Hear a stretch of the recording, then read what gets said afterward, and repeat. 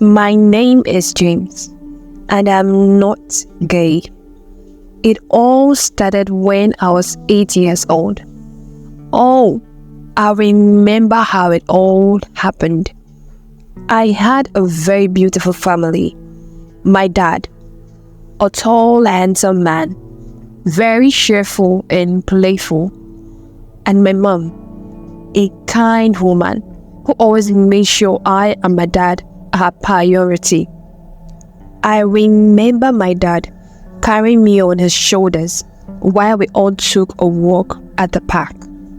And how my mom always get worried that I might fall because of how hyperactive I was as a child.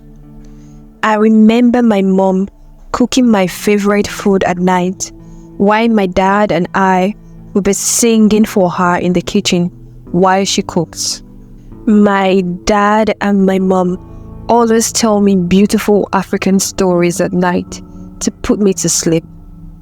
I had a beautiful family, one that was perfect and filled with love. As an only child of my parents, I was brought up with so much love and care. My dad taught me how to pray and solely depend on God. He would say, "James, trust in the Lord no matter what. He would see you through." I saw life through my dad's eyes. I wanted to make both him and my mom proud of me. On my 9th birthday, my mom bought me a bicycle and my dad gave me a gold watch. I was surprised and told him that I was too young to wear a gold watch. "What if I lost it, Dad? Wouldn't you be angry?" I asked. Then my dad told me he trusts me to keep it safe. I gave him a big hug and thanked him for trusting me. My family was so perfect. I need to work hard to make sure I see them smile always. That was my biggest goal. My mom's brother, Uncle Frank, gave us a surprise visit, holding my favorite toy. I ran out to him and gave him a big hug. "Uncle Frank, thank you for the gift," I said. Uncle Frank was my favorite uncle. I knew him while growing up. He was my mom's favorite brother and also my favorite uncle because he plays with me and buys me my favorite toys. But on this day, things were different. Uncle Frank came with big luggages. I didn't know why, but the next day, my mom told me Uncle Frank would be staying with us for a while. I was so happy. My joy filled the room. My favorite uncle will spend time with me for a long while. That means more toys and more playtime. But that was what I thought.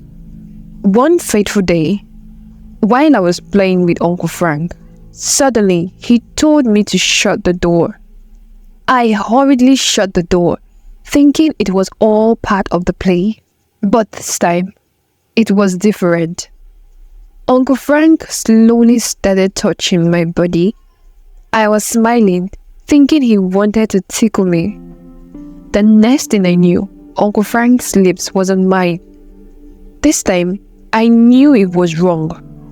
I knew what a kiss was, and I couldn't understand why Uncle Frank was kissing me. I drew back, still trying to understand what was going on. I immediately wiped my lips with my hands. Uncle Frank told me he wanted to play a game with me. This time, I had to lie on my back, he said. I wasn't really that excited because I was still trying to figure out why Uncle Frank kissed me. But I had to obey, thinking probably he was being playful. As I laid on my back, the next thing I knew, Uncle Frank removed my shirt and he molested me. I tried screaming, but he held my mouth. I felt a sharp pain, and the pain was so severe.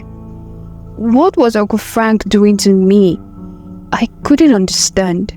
Few minutes later, it was all over. Tears were running down my eyes. I was in so much pain. Uncle Frank told me to stop crying. He told me if I told anyone, nobody was going to believe me because he was my mom's favorite brother.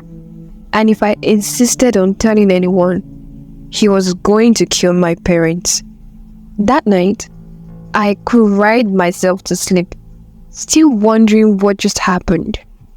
My own favorite uncle, whom I trust so much, will hurt me like this. From that day onwards, I started becoming a shadow of my happy self. I'm mostly sad and moody. My parents tried to figure out what was happening, but they couldn't. Most times I was lost in thoughts. My parents would call out my name, but it would take minutes before I answered them. Did the molestation continue? Oh yes, it did. This time, Uncle Frank usually comes to my room and molests me.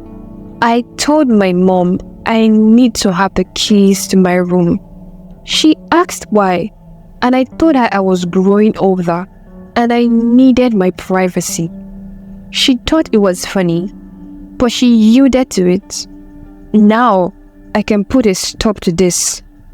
So I thought.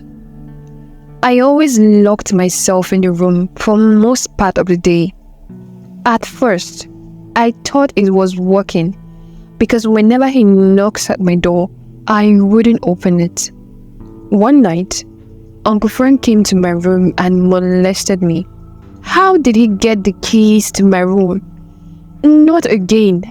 I couldn't take it. I asked my mom, who gave Uncle Frank the keys to my room, and she said she gave it to him on his request. There, I thought I should tell my mom, but would she believe me? I didn't care. But I just can't stand the pain anymore. I told my mom that Uncle Frank was molesting me, but my mom couldn't believe it. She said I should stop, that my uncle couldn't hurt me. She couldn't believe her precious brother could do such a thing. I told myself I wouldn't push it any further. If my mom didn't believe me, who will? Did the molestation stop? No, it didn't. Whenever I see Uncle Frank, my heart skipped. My heart kept pounding in fear. I wasn't at peace in my own home. I wasn't even vibrant in my studies. What surprised me the most is how Uncle Frank puts a happy front whenever I'm with my parents. He always plays with me and tries to crack me up with his boring jokes. When I kept a straight face, my parents always complained that I'm too forward with him. I didn't care. All I knew was that I was dying inside and I needed someone to save me. When I turned 12 years old, Uncle Frank decided to leave our home. I was excited. Finally, I can sleep well at night and all this pain will stop. But did it change anything? No, it didn't. I still lived my life like Uncle Frank was around. I always locked my door at night, and I still feel scared that he might wake me up at night and molest me. I was still lost in thought most of the times, and still try to process all that has happened. My once happy home wasn't a happy one again. My mom and dad were too busy with work that they barely had time for me. I was too distant that I couldn't talk to anyone. This time, I knew I was alone.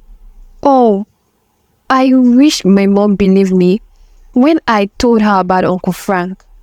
Just maybe I could feel a little better knowing that he was punished for what he did to me. At 13, my parents decided to put me in a boarding school because of their busy schedule. I told them I didn't like the idea, but my parents insisted. And just when I thought everything would be fine, I found out my parents were enrolling me to an all-boarding school filled with boys. I firmly refused, but my parents wasn't having it. I finally agreed to go to the school. Will this chapter of my life help me heal, or add to what Uncle Frank did to me? Find out in the part 2 of my story.